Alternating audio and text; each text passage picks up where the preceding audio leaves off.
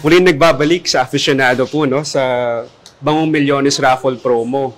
Ano po yung name niyo po ulit? Para po. Joan Brosas. Ayan, Joan Brosas po. Siya po yung winner namin ng electric bike for the second raffle draw.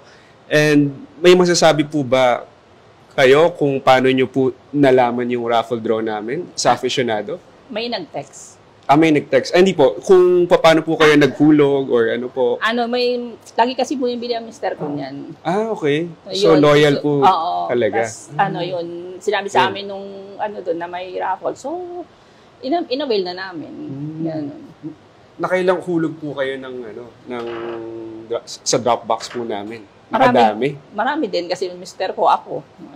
Okay. Gumagamit din po kayo. May specific set po ba kayo na F35 sa akin din. 35? F2 naman sa mister. Romantic Wish. Talagang mga best sellers namin yung nakuha yung sense po. Taga saan po ba kayo? Saan nyo nahulog yung Dropbox? Kung saang branch po ba? I think Tanay Rizal.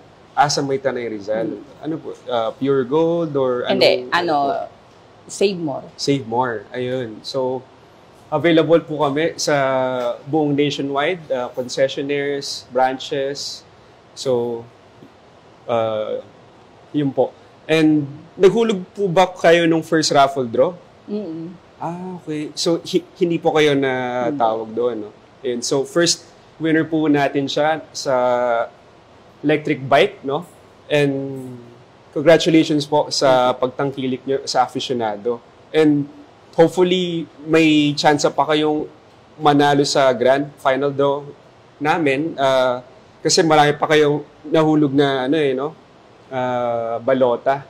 So, kaya po magtangkilik na po sa aficionado products namin and baka sakaling manalo po kayo sa final grand draw namin. And congratulations po ulit, Miss Joan Brosas, no? Thank you po.